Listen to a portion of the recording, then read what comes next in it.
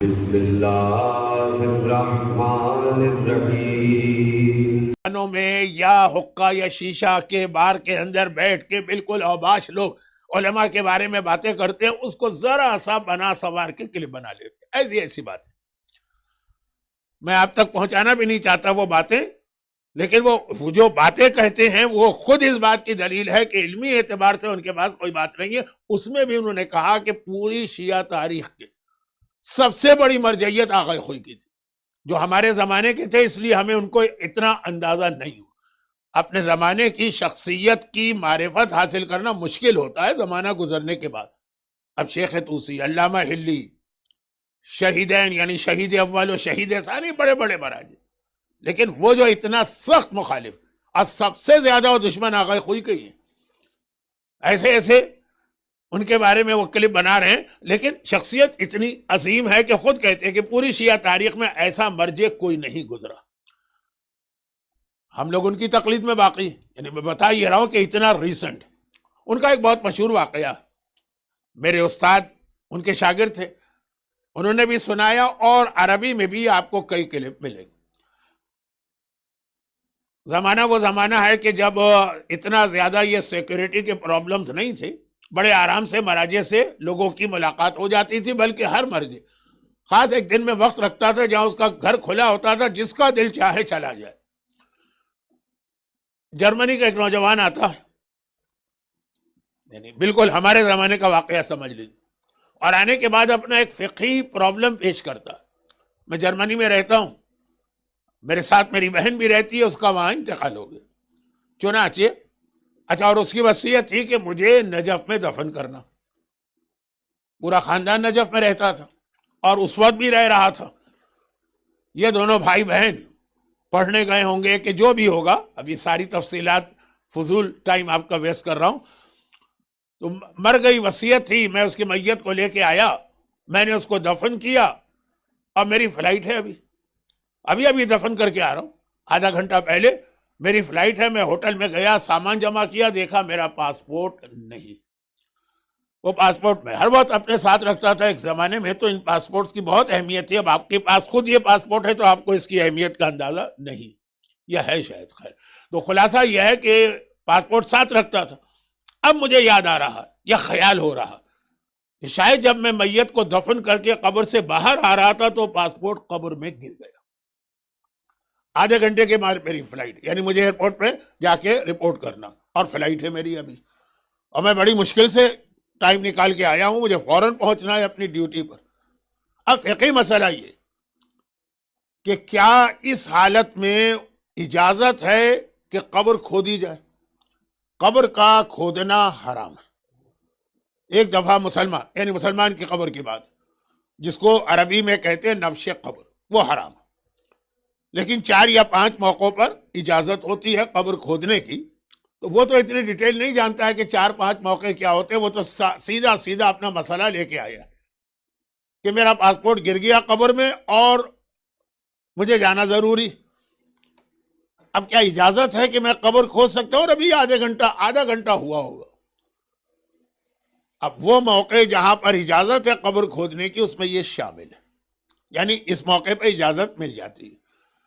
وادی السلام کے قبرستان میں آپ کو معلوم ہے کہ پچھلے چند سالوں میں، 4-5 سالوں میں کتنی قبریں ان کو ختم کرنا پڑی، کھودنا پڑی۔ تو بہت بڑا پہلے ان کو بورڈ لگانا پڑا جس میں تمام مراجع کے فتوے لکھے تھے کہ اس وجہ سے یہ قبریں ہم صاف کر رہے ہیں اور کھود رہے ہیں، کہ مراجع نے اجازت دی ہے 6 مقام پر، ان میں یہ بھی شامل، ورنہ تو ایک مسئلہ ہو جاتا ہے ہمارے لوگوں کے لیے جن کے پاس معلومات زیادہ نہیں۔ خیر، تو کیا اجازت ہے؟ فقہی مسئلہ ہے، میں کوئی زیادہ شریعت جانتا نہیں، یس یا نو۔ آقا خود نے کہا اجازت جاؤ، بلکہ احتیاط کرو کہ بس اتنا سا، جب جہاں سے قبر سے نکلے تھے عموماً 35 سے نکلتے ہیں نا، بس تھوڑی سی قبر کھودنا ہو، پاسپورٹ لاؤ، خیر وہ چھوڑی۔ وہ گیا اور آیا، اور انتہائی گھبرایا ہوا اور پریشان۔ ایسے واقعات بہت ہیں کتابوں میں، لیکن کوئی ہے 1000 سال پرانا، کوئی ہے 1200 سال پرانا، کوئی ہے رسول کے زمانے کا، یہ میں کہہ رہا ہوں اپنے زمانے کا۔ اور کہہ رہا ہے کہ جس وقت میں نے قبر کھودی، پاسپورٹ تو نظر آ گیا مجھے کونے میں پڑا ہوا، وہ تو فوراً اٹھائے، لیکن میں نے اپنی بہن کی عجیب کیفیت دیکھی۔ پوری قبر تو نہیں کھودی تھی، تو پورا جسم تو نہیں تھا، لیکن میں نے دیکھا اس کا پورا کفن جلا ہوا ہے، اور جو اس کی ٹانگیں وغیرہ جہاں تک کھلی تھی وہ سب آگ میں جلی ہوئی ہیں، اور لگ رہا ہے کہ یہ آگ اس کے جسم کے اگلے حصے کو بھی جلا رہی۔ اب میں حیران، ابھی آدھا گھنٹہ بھی نہیں ہوا ہے اس کو دفن کیے ہوئے، اور اس حالت میں جلدی سے قبر بند کر کے آیا، کیا وجہ ہوگی؟ اب کوئی تفصیل نہیں، کوئی اور بات نہیں۔ آغا خوئی نے تھوڑی دیر سوچا، اس کے بعد کہا کہ کہیں تیری بہن بے حجاب تو نہیں تھی؟ اب جس زمانے کی بات ہو رہی ہے اس وقت تو یورپ میں واقعاً جو مسلمان عورتیں آتی تھی وہ سب بے حجاب ہوتی تھی، آج بھی ہوتی ہوں گی، لیکن پھر بھی آج کچھ حجاب آ بھی گیا، اور کافی حجاب تو شاید دسمبر کی سردیوں کی وجہ سے بھی آ جاتا ہے، وہ ایک الگ چیز ہے۔ تو کہا کہ بے حجاب تو نہیں ہوگی؟ نوجوان نے کہا وہ بے حجاب تھی، جرمنی میں تھی، یونیورسٹی میں پڑھ رہی تھی، اس زمانے میں 40 سال پہلے حجاب کا تصور بھی نہیں تھا یورپ میں۔ لیکن آپ کو کیسے پتا؟ کہا جو تو نے عذاب بتایا اور عذاب کی جلدی بتائی۔ نارملی یا یوزولی یا جنرلی یہ ہوتا ہے کہ میت کو دفن کرنے کے بعد 1 رات تک کی مہلت ملتی ہے، اس کے بعد پھر عذاب آتا ہے، تو نماز وحشت، صدقہ، بہت سارے احکامات ہم کو دیے گئے ہیں تاکہ وہ عذاب آنے سے پہلے ہی میت کے لیے ہم سہولت و آرام مہیا کریں۔ لیکن بعض گناہ گار ایسے ہوتے کہ ابھی قبر میں پہنچے بھی نہیں اور یہ عذاب شروع ہو جاتا ہے۔ نوجوان نے کہا ہاں میری بہن حجاب تو نہیں مانتی تھی، وہ تو وہاں اسی طرح تھی جیسی باقی لڑکیاں۔ کہا یہ اسی کی سزا ہے۔ پھر اس نے بعد میں پوچھا میں کیا کروں، تو اس کو دوسری چیزیں بتائیں۔ تو یہ عذاب خدا جن گناہوں کی وجہ سے اتنے جلدی آتا۔ اب یاد کیجئے ایک اور واقعہ جس کا اس سے کوئی تعلق نہیں، وہ دوسرا گناہ، سعد ابن معاذ جیسے صحابی کو رسول نے اپنے ہاتھ سے دفن کیا، اپنے ہاتھ سے۔ جنگ خندق کے حالات تو آپ نے بہت سنے، لیکن شاید یہ بہت کم سنا ہوگا کہ خندق کی لڑائی میں صرف 1 مسلمان شہید ہوئے، اور وہ سعد ابن معاذ، بہت عظیم صحابی ہیں۔ حالات بتا کے میں موضوع کو بدلنا نہیں چاہتا، فوراً شہید نہیں ہوئے تھے۔ ایک تیر لگا تھا، رسول نے مسجد النبوی میں اسپیشل ٹینٹ ان کے لیے لگایا اپنے حجرے کے سامنے، اور رفیدہ جو مدینے کی مشہور نرس تھی اس سے کہا کہ صبح و شام آ کے اس کی مرہم پٹی کیا کرو، اور وہیں پہ ان کی موت ہوئی۔ سعد ابن اپنے ہاتھ سے دفن کی۔ اور یہ وہ عظیم صحابی ہے جس کے لیے ایک ایسا جملہ مولا نے ارشاد فرمایا کہ بس اس کے آگے تو کسی کی فضیلت بیان ہو ہی نہیں سکتی۔ مولا نے کہا کہ اگر سعد زندہ ہوتا جب، اب یہ الفاظ میرے ہو جائیں گے، اگلا جملہ، جب شہزادی پہ یہ مظالم ڈھائے گئے، اگر سعد زندہ ہوتا تو مجال تھی کسی کی کہ ہمارے خاندان پہ یہ ظلم ڈھاتا اور ہمارا حق چھینتا؟ علی کہہ رہے جو خود مشکل کشائے عالم ہے، لیکن بعض چیزیں ایسی ہوتی ہیں کہ جو خود پارٹی ہوتی ہے وہ نہیں بول سکتی۔ سعد ابن معاذ ایسی بھاری بھرکم شخصیت تھی، ایسی مانی بھی کہ مولا فرما رہے ہیں کہ یہ اگر زندہ ہوتا، یہ تو جنگ خندق میں شہید ہو گئے۔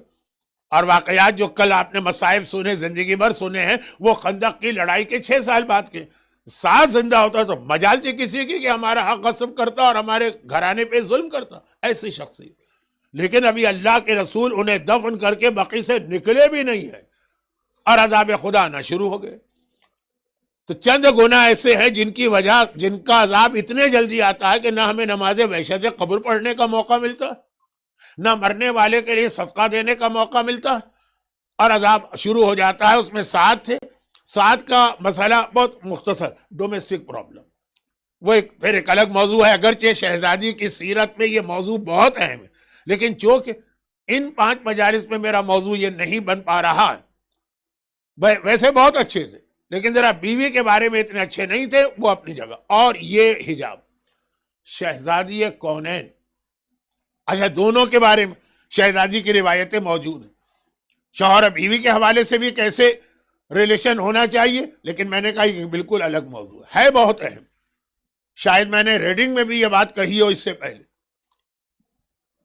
کہ میں 2 سال پہلے جب کینیڈا گیا تھا تو پھر ایام اعزاں میں نا، تو ایام اعزاں کے اندر تیاریاں شروع ہو جاتی ہیں صاحبان ایمان کے یہاں کہ جیسے ہی ایام اعزاں ختم ہوں گے شادیاں ہوں گی، 2 مہینے 8 دن لوگ شادیاں روک کے رکھتے ہیں، اس کے بعد ایک سلسلہ آتا۔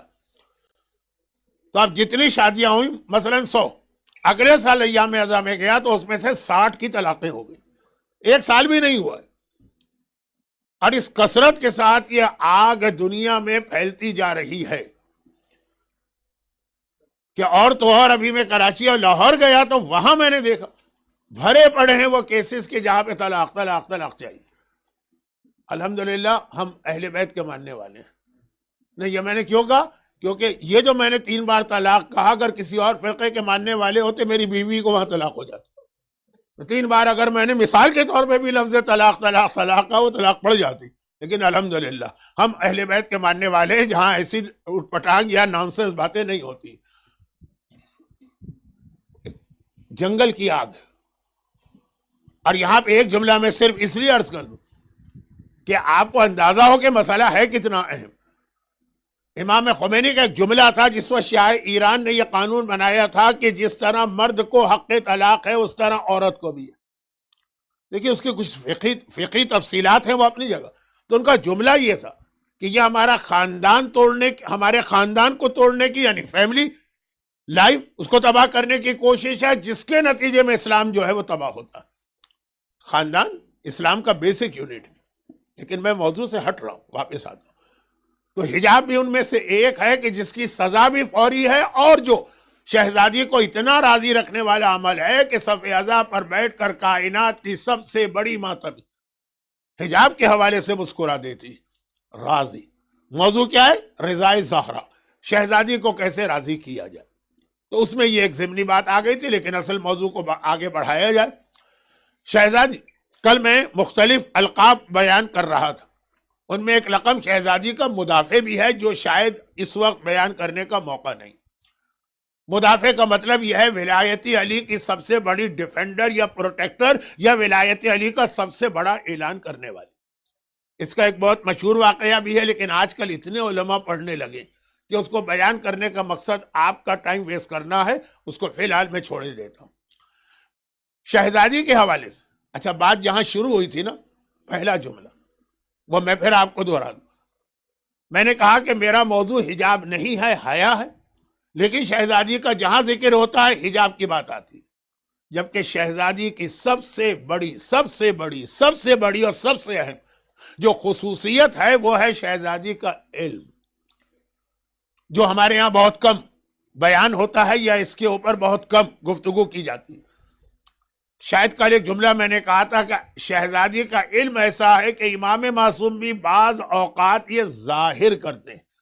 الفاظ پہ توجہ دیں تاکہ غلط فہمی نہ ہو، کہ جیسے کوئی مسئلہ ہم سے پوچھا گیا، نعوذ باللہ، ظاہر یہ کرتے ہیں کہ جیسے ہمارے پاس اس کا جواب نہیں ہے، ہم اپنی دادی سے مشورہ کریں گے۔ یہ کسی کی عظمت کو بیان کرنے کا ایک طریقہ ہے جس پر میں مزید بات بعد میں کروں گا۔ اور علم سیدہ کا اہم ترین جو ہمارے سامنے نمونہ ہے وہ شہزادی کا وہ خطبہ ہے جو فدق کے حوالے سے آج کل بہت زیادہ پڑھا بھی جا رہا، خطبہ زہرا۔ اچھا، شہزادی کے جو نام ہیں، کل میں نے عرض کیا تھا کہ ابن باوہ قمی یعنی شیخ صدوق نے امام کی ایک حدیث نقل کی جس میں 9 نام تھے، لیکن کمپلیٹ نام نہیں ہے کیونکہ بہت مشہور القاب شہزادی کے اس حدیث میں نہیں۔ ایک مثال میں نے بطول کی دی تھی، ایک مثال ام ابیہا، شہزادی کے مشہور ترین، اچھا یہ نام، کنیت، لقب، اردو میں سب کو ملا کے ہم ایک ہی بات کہتے ہیں۔ ام ابیہا سب جانتے ہیں، لیکن اس حدیث میں ام ابیہا کا تذکرہ نہیں۔ ازارا تو میں نے کل عرض کر دیا تھا کہ شہزادی کا ہر رات کا معجزہ ہے، لیکن اس حدیث میں اس کا ذکر نہیں۔ اس میں ایک نام ہے محدثہ۔ محدثہ کے معنی ہے گفتگو کرنے والی، باتیں کرنے والی۔ شہزادی کو محدثہ کیوں کہتے ہیں؟ اس کے لیے 2 وجوہات بیان کی گئی ہیں۔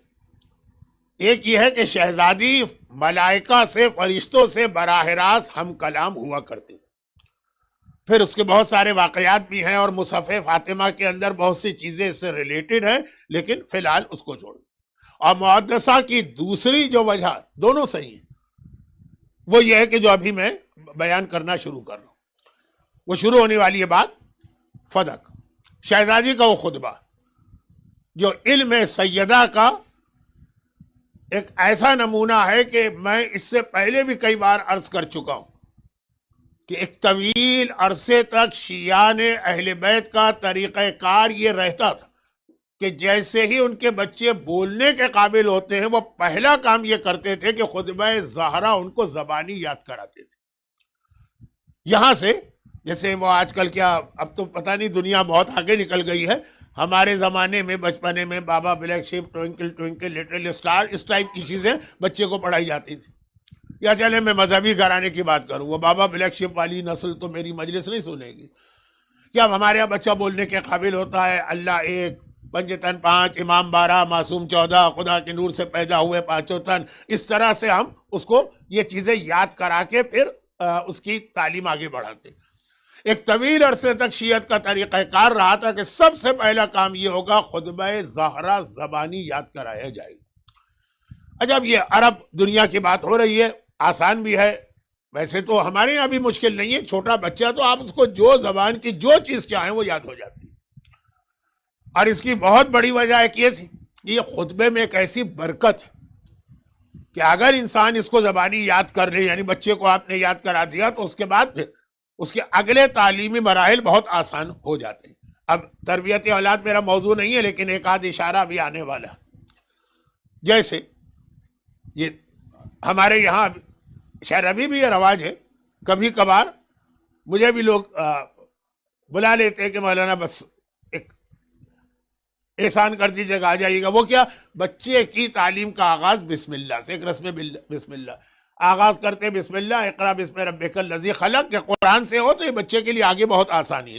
یہ اس کی تفصیلات میں نہیں جا رہا ہوں، اصل موضوع رکا جا رہا ہے اور گھڑی کی سوئیاں بھاگی جا رہی ہیں.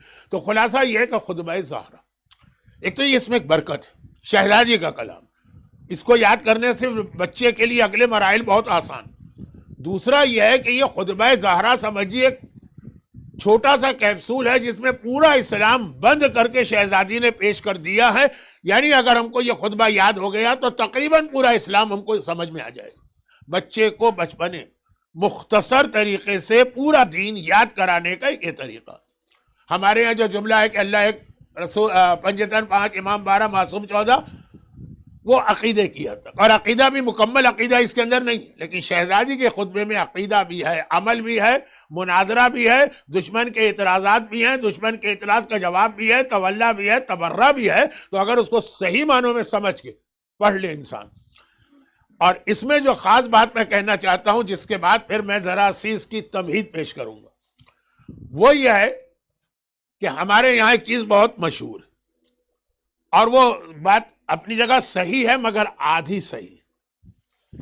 جب بھی کوئی خطیب، کوئی اسپیکر، کوئی اوریٹر، کوئی عالم، کوئی ذاکر تقریر کرتا ہے تو تقریر میں دو چیزیں ہوتی ہیں.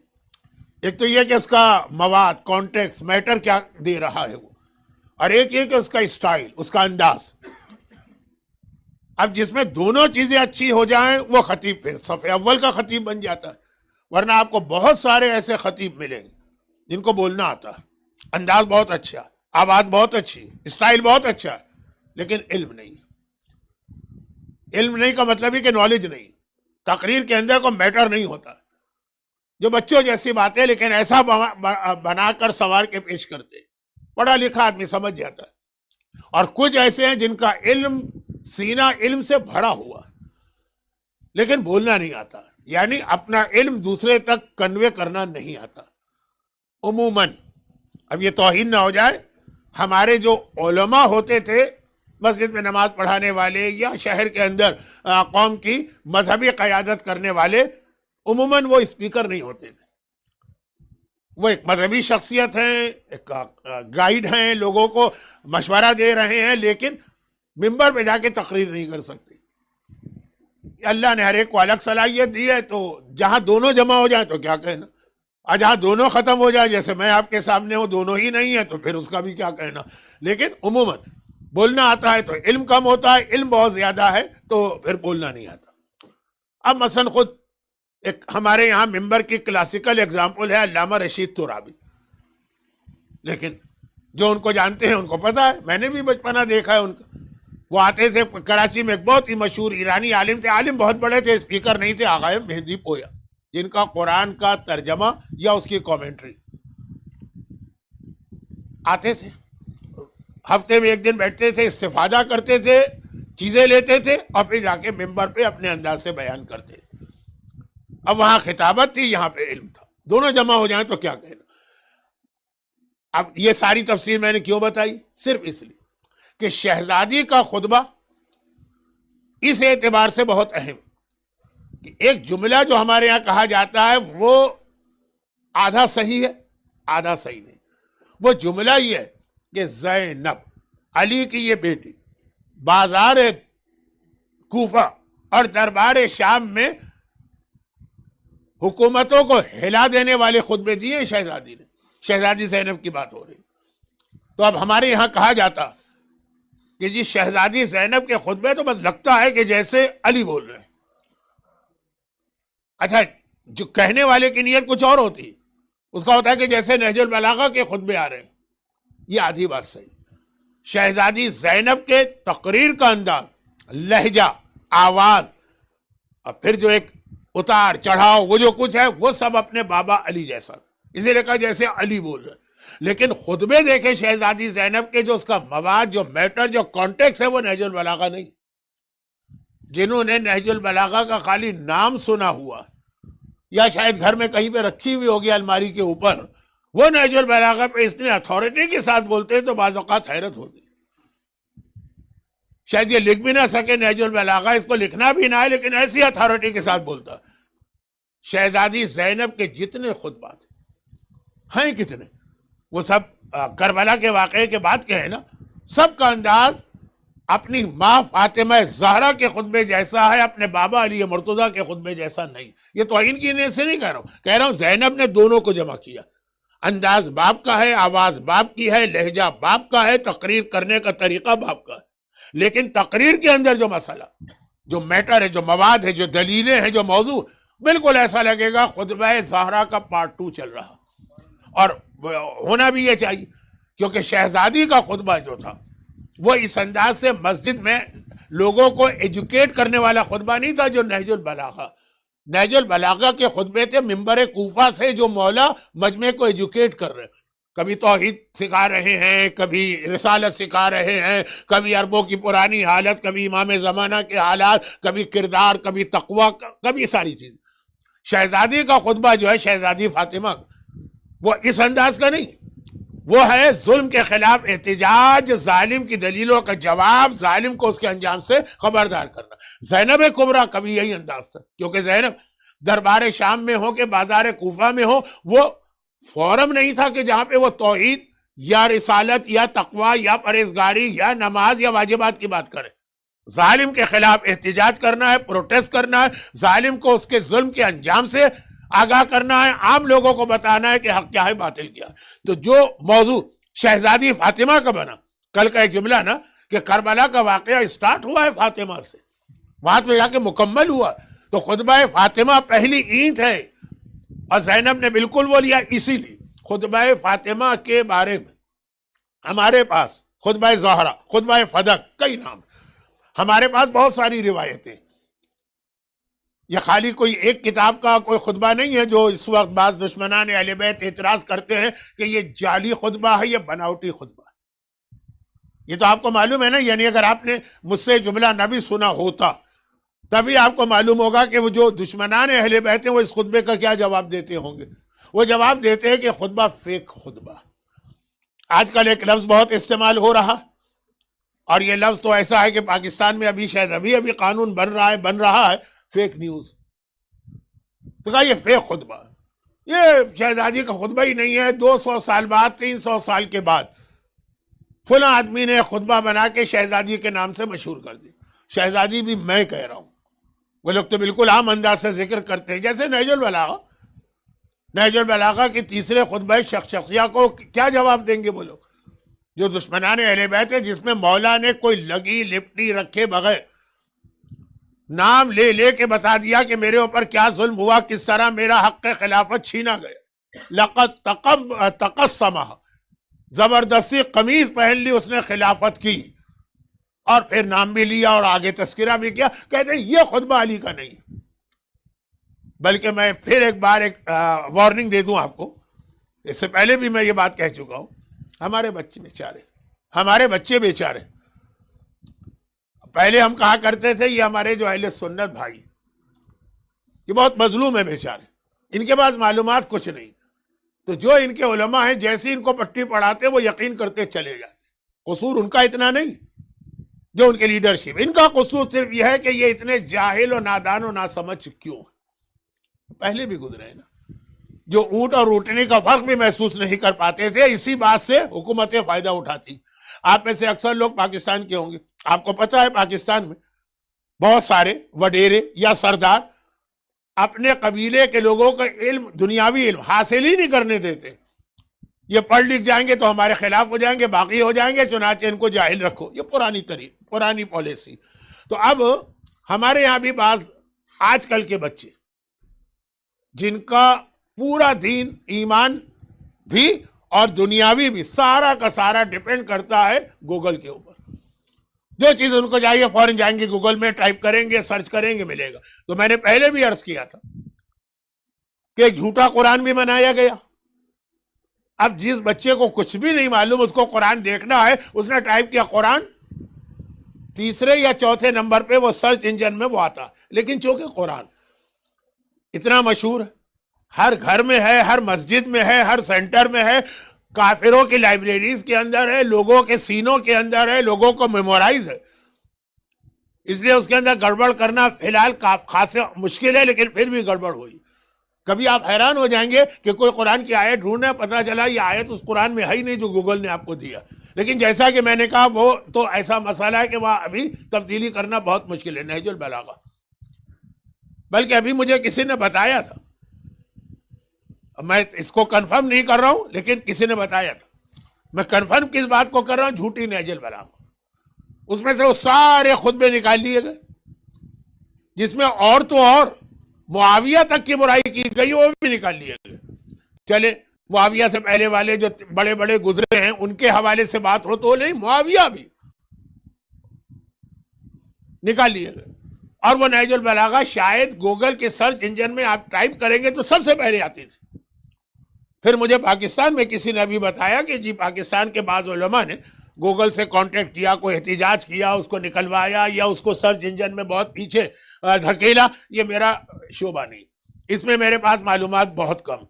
اور کسی نے مجھے بتایا، کسی نے کیا، ممتاز صاحب نے بتایا کہ جی یہاں ایک سے ایک آئی ٹی کے دیو پیکر لوگ بیٹھے ہوئے ہیں، تو خیر اس میں تو بولنا بھی نہیں چاہیے۔ اب یہ نہج البلاغہ جو میں نے کہا کہ وہ فیک، جھوٹی، ہمارے بچے کو کیا پتا، تو سمجھتا ہے جو چیز گوگل میں آئے گی وہ ٹھیک ہوگی۔ لیکن یہ بات کہاں سے آئی کہ سب سے پہلے اعتراض ہوا شہزادی کے خطبے پر، اور بس اعتراض کر دیا کہ یہ خطبہ تو 300 سال کے بعد کسی نے بنا کے فاطمہ کے نام سے مشہور کر دیا۔ اور اعتراض ہوا اس لیے میں ایک بات اور کہہ رہا ہوں جو شاید آپ میں سے بہت سو کے لیے نہیں ہو، دشمنان اہل بیت کا یہ بھی ایک پروپیگنڈا ہے، وہ اتنا ان کا نہیں چل پایا۔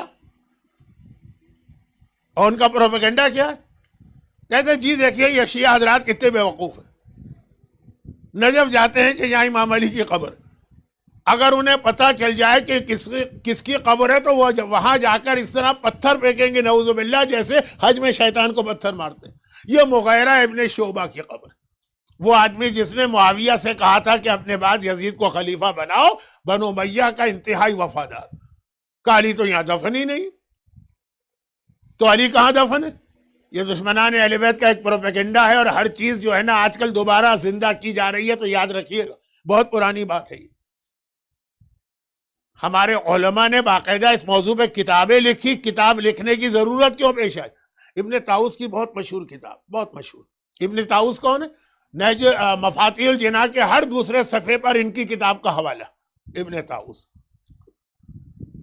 فرحت الغریب فی تعیین قبر علی، علی کی قبر کہاں ہے اس کا معین کرنا، پوری کتاب لکھی، کیونکہ اتنا اعتراض تھا ان کا کہ جی وہ علی کی تو وہ علی کی دنیا میں کہیں قبر ہی نہیں۔ کیوں نہیں؟ کہا کہ وہ امام حسن نے اونٹ پر جنازہ لاد کے مدینے بھجوایا تھا، وہ رسی توڑا کے بھاگا، پتہ نہیں کہاں چلا گیا، نعوذ باللہ۔ اب اس کے اندر خالی اتنی بات نہیں، وہ کہہ دیتے کہ جی وہ نجف میں قبر ہی خالی ہے، نہیں، کس کی؟ کا مغیرہ ابن شعبہ، جن کو پتا کہ کتنا سخت دشمن اہل بیت تھا، اور کربلا کے واقعے میں اس کا کتنا زبردست حصہ تھا معاویہ اور یزید کے مسئلے کی وجہ سے. کب دفن. اب یہ سب وہ جھوٹے پروپیگنڈے جو دوبارہ انٹرنیٹ کی وجہ سے، یوٹیوب کی وجہ سے زندہ ہو رہے ہیں. لیکن بات بہت پھیلا دی میں نے. اس میں صرف ایک اصل میں بات مجھے کہنا تھی جو کل میرا وعدہ تھا، میں وعدہ پورا نہیں کر رہا ہوں، ضرورت بھی نہیں. وہ یہ ہے کہ اسی سارے کنفیوژن کے درمیان شہزادی کی شہادت کی اصل تاریخ کیا. آپ کے پاس 2 روایتیں تھیں، آپ سے مطلب پاکستان میں اب تقریباً 7-8 روایتیں تو ہمارے یہاں کراچی میں بھی منائی جا رہی ہیں، اس لیے کہ واقعاً روایتیں اتنی زیادہ ہیں. بعض روایتوں میں رسول کے 10 دن بعد، اچھا مرکز فوکس جو ہے نا وہ رسول کی وفات کے کتنے دن کے بعد شہزادی کی وفات ہوئی. شہزادی کی اصل تاریخ کوئی نہیں آئی، دن آئے 10، 40، 75، 95، یا جو اہل سنت کے ہاں تاریخ ہے 6 مہینے بعد جا کے رمضان. اچھا اس کی تو مصلحتیں سمجھ میں آتی کہ جان بوجھ کر بھی معصومین نے اس مسئلے کو چھپایا تھا، لیکن جو مسئلے نہیں چھپائے گئے تھے اس کے اندر بھی شک پیدا کیا جا رہا ہے، جن میں پہلا اعتراض خطبہ فاطمہ پہ. کیونکہ خطبہ فاطمہ اتنا اسٹریٹ فارورڈ دشمنان اہل بیت کے خلاف ہے کہ اس کے اندر کو وہ تعویل نہیں کر سکتے، ایک ہی طریقہ اس کا انکار کر. یہ خطبہ جو شہزادی نے دیا ایک کتاب میں تو ہے نہیں، کئی کتابوں میں، اور ایک راوی تو نہیں ہے، کئی اس کے راوی ہیں. لیکن میرے اعتبار سے اہم ترین جو روایت ہمارے پاس آئی ہے اس خطبے کی، عبداللہ ابن عباس ہیں، خاندان کی شخصیت ہے. رسول خدا کے ایک چچا حضرت عباس تھے. پھر پتہ نہیں کیوں میں کبھی کبھار بہک جاتا ہوں، بہک ان معنوں میں کہ جو کچھ ہو رہا ہے دنیا میں. رسول خدا کے ایک چچا حضرت عباس تھے، ان کی کنیت تھی ابو الفضل، اور ان کی بیوی تھی ام الفضل، جو امام حسین کی ولادت کے موقع پر موجود تھی، اور وہ امام حسین کو زرد کپڑے میں لپیٹ کے رسول کے پاس لائی تھی، اور پیغمبر نے جو کچھ وہ وہاں آپ سنتے ہیں وہ ساری چیزیں دہرانے کا وقت نہیں. ام الفضل ان کی وائف بہت مشہور ہے، ام الفضل، فضل کی ماں. تو ان کے جو شوہر ہیں حضرت عباس وہ ابو الفضل. مدینہ منورہ کی مسجد میں آج بھی 12 اماموں کے نام جہاں لکھے، اس میں اصحاب رسول کے نام بھی 12 اماموں کے الگ سے نہیں لکھے، اصحاب کے نام لکھے ہیں، پیغمبر کے چچاؤں کے نام لکھے ہیں، اور پیغمبر کی اولاد کے نام ہیں. ان میں ایک نام لکھا ہے ابو الفضل العباس، اور یہ رسول خدا کے چچا کی نیت سے لکھا گیا. لیکن اب آج بھی آپ جائیے انٹرنیٹ پہ آپ کو مل جائے گا علمدار کربلا کا نام مسجد النبوی. حضرت عباس علمدار کربلا کی یہ کوئی فضیلت نہیں ہے کہ ان کا نام مسجد میں ہو تو وہ ہیں، ورنہ نہیں. دیکھ عباسی خلیفہ نے نام لکھے تھے، لکھ دی. عباسی خلیفہ کسے کہتے جو رسول کے چچا کی اولاد میں تھا. عباس تو اس کے دادا تھے، اس نے یہ نام لکھا. لیکن آپ جائیں گے انٹرنیٹ وہاں پہ کہا جائے گا معجزہ دیکھو، معجزہ کہ آج بھی مسجد النبوی میں علمدار کربلا ابو الفضل العباس کا نام. اچھا اب یہ بات ہو گئی ہے تو ایک چھوٹی سی بات میں اپنے موضوع سے ہٹ کے کہہ دوں معلومات کے لیے. جب بھی میں یہاں آتا ہوں تو صاحبان ایمان میں 2، 4، 6 تیار ہوتے ہیں کہ جی وہ ایام اضحیٰ کے بعد یا دسمبر کی کرسمس چھٹیوں میں ہم عمرے پہ جائیں گے. ایک آدھ بات میں اس حوالے سے کہہ دیتا ہوں، جہاں یہ نام لکھا ٹھیک اس کے نیچے ایک بہت بڑی زیارت تھی ہماری، بہت اہم زیارت تھی، اور بہت سے لوگ وہاں سے گزرتے ہیں، لیکن پتہ ہی نہیں کہ ایک زیارت تھی. تو اب کیونکہ یہ بھی میرا ایک ڈپارٹمنٹ ہے تو اس کے لیے بھی ایک جملہ سن لیجیے. کون سی زیارت تھی؟ پرانی کتابوں میں لکھا ہوا ہے اس جگہ کا نام، جہاں عباس نام لکھا ہوا ہے اس کی وجہ سے نہیں، اس کے ٹھیک نیچے چشمہ کوثر.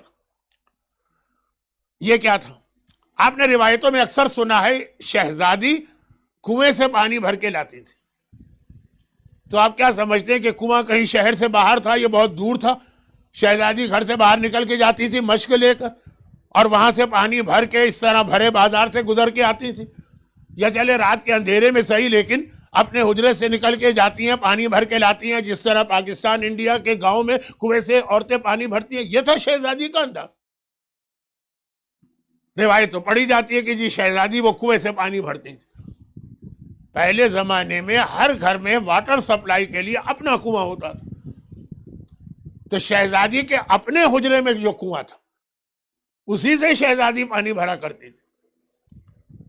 اور وہ عقیدت اور احترام میں چشمہ کوثر کہلایا تھا. اور اسی کے ساتھ کھجور کا وہ درخت تھا جو رسول خدا نے گٹھلیوں سے بویا تھا, جس کی وہ کھجوریں بے اولاد عورتیں استعمال کرتی تھی تو اولاد ہو جاتی تھی اور بہت سارے فائدے.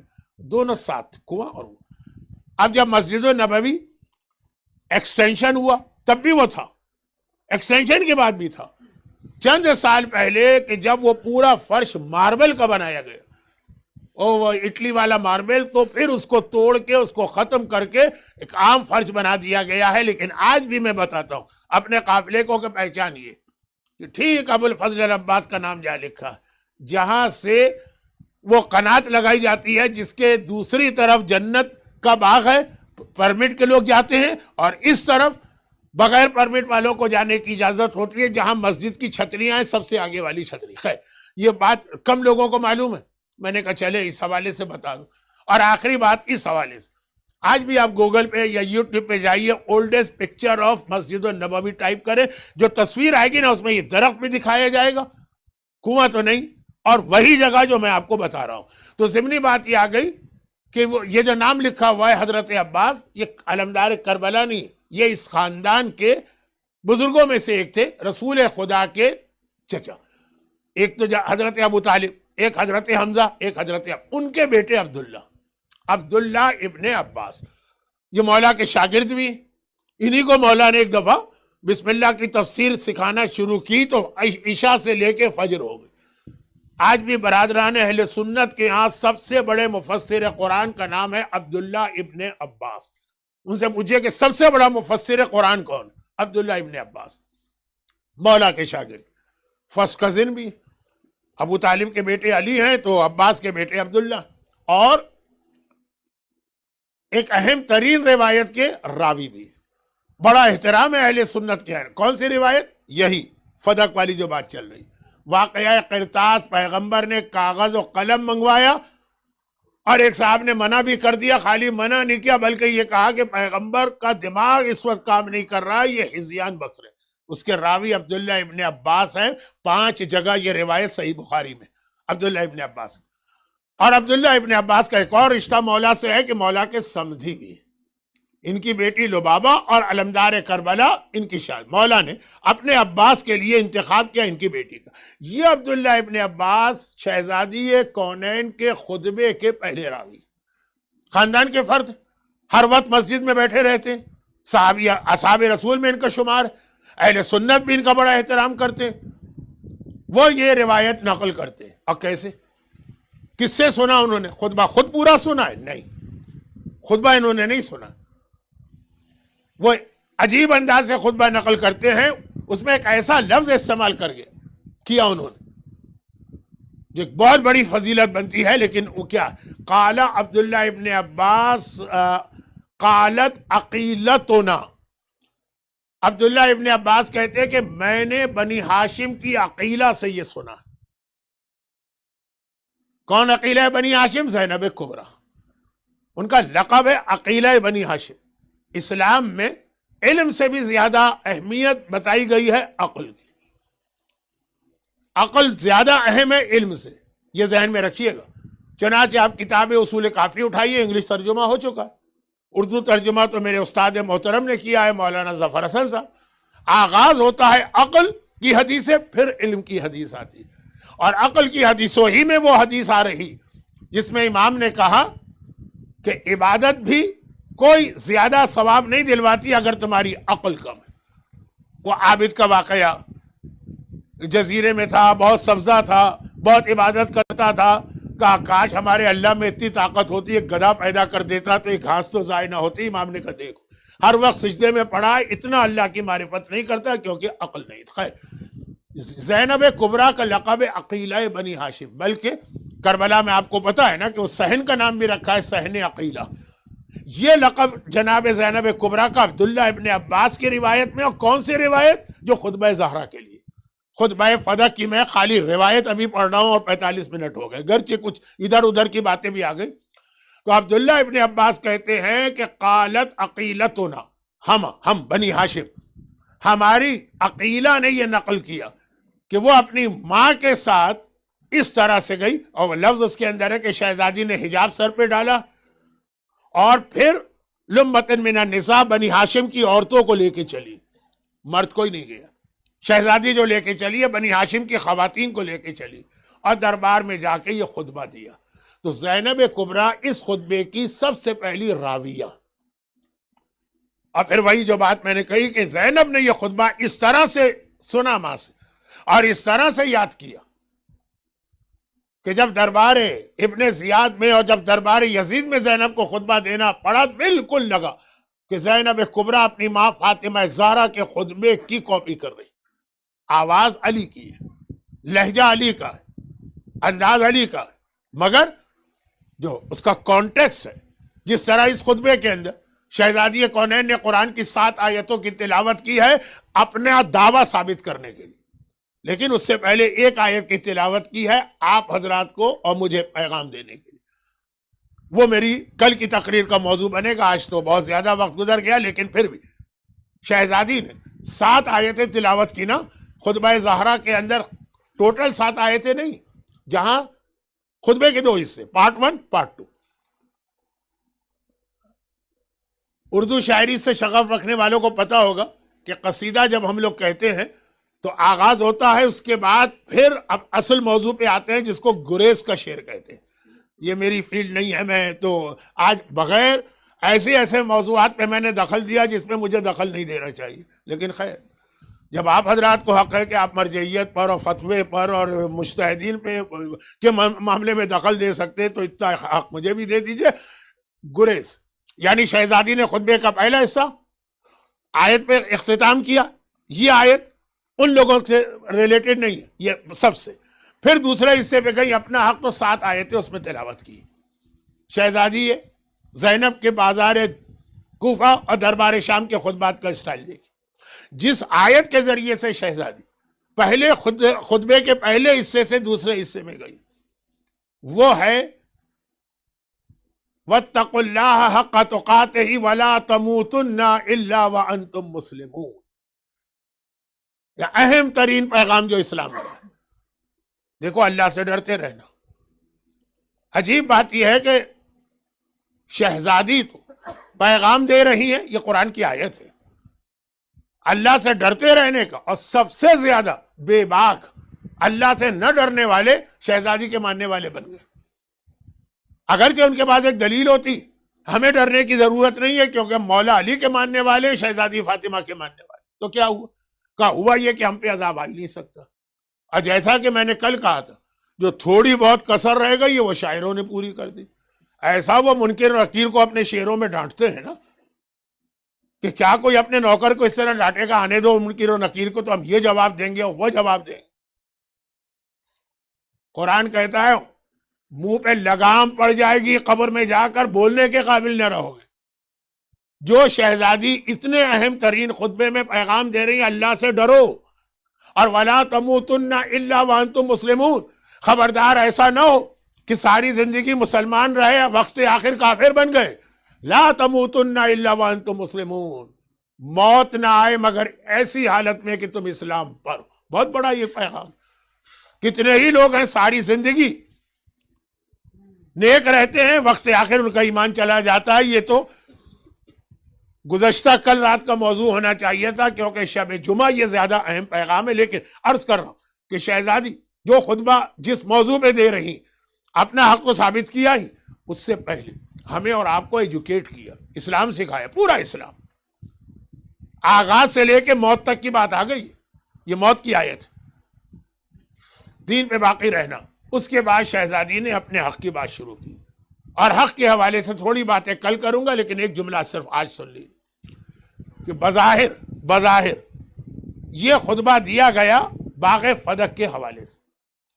گرچہ فدق تو خالی ایک سمجھے کہ خطبہ دینے کا ایک موقع تلاش کیا گیا، ورنہ اصل مسئلہ فدق نہیں تھا. یہاں پر دشمنان اہل بیت کا ایک بڑا اعتراض یہ ہوتا، کیا انگریزی میں ایک لفظ ہوتا ہے نیپوٹزم، اقربا پروری، کہ اگر ہم فدق کے مسئلے پر آپ شیعوں کی بات مان لیں تو آپ نے رسول خدا کو کیسا بنا دیا ہے؟ نیپوٹزم والا، جائیداد آئی اپنی بیٹی کو دے دی۔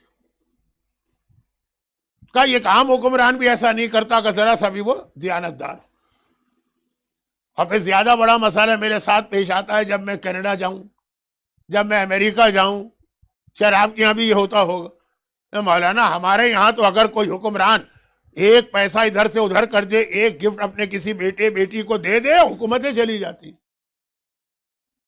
کینیڈا میں تو کتنے جھگڑے اس بات پر ہوئے، مجلس میں ایک بات کہہ دی کہ نہیں یہ کیسے ہو سکتا، حکومتیں چلی جاتی ہیں اگر پتہ چلے کسی پرائم منسٹر نے کوئی گفٹ اپنی اولاد کو دے دیا یا خود لے لیا۔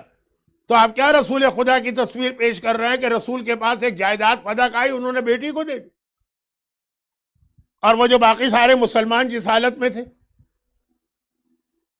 تو اگرچہ یہ خود ذرا سا تاریخ سے لا علمی ہے یا جان بوجھ کر، کیونکہ یہ فدق کا مسئلہ خیبر کے بعد کا ہے۔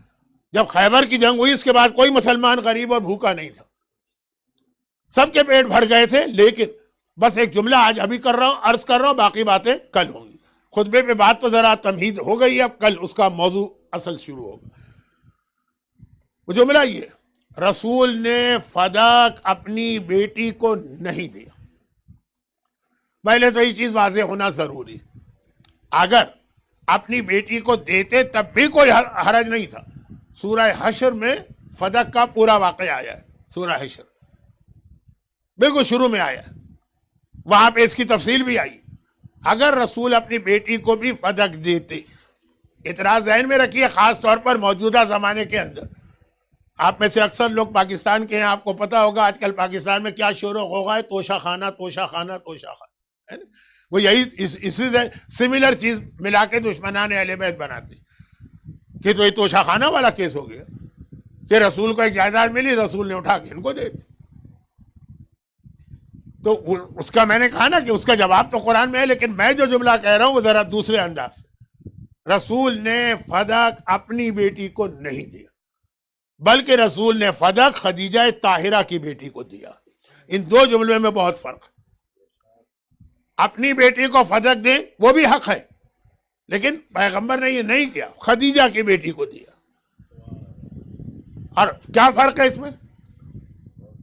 ایک آدمی بہت مثلا کوئی بچہ یتیم ہو گیا، کوئی اس کی دیکھ بھال کرنے والا نہیں، کسی نے اس کی مدد کی، اس کو اسکالرشپ دیا، اس کو پڑھایا، اس کو لکھایا، اس کی زندگی بنائی، یہاں تک کہ وہ پڑھ لکھ کے بہت اچھے جاب پہ لگ گئے۔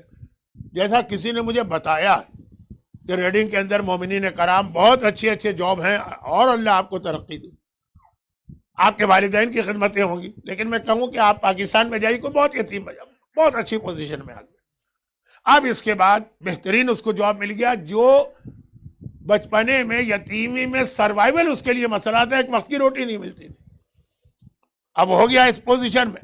اگر ذرا بھی شرافت تو جو پہلی تنخواہ اس کو ملے گی نا، وہ لا کر اس محسن کو دے گا، جو پہلا گفٹ اس کے پاس آئے گا وہ لا کے دے گا اور کہے گا جو کچھ میں آج ہوں آپ کی وجہ سے، اور تو میں آپ کے احسانات کا بدلہ اب نہیں دے سکتا ہوں، لیکن جو ایک ٹوکن، ایک خالی ایک بتانے کے لیے کہ میں دل سے مان رہا ہوں، یہ میں آپ کو پہلا تحفہ دیتا ہوں۔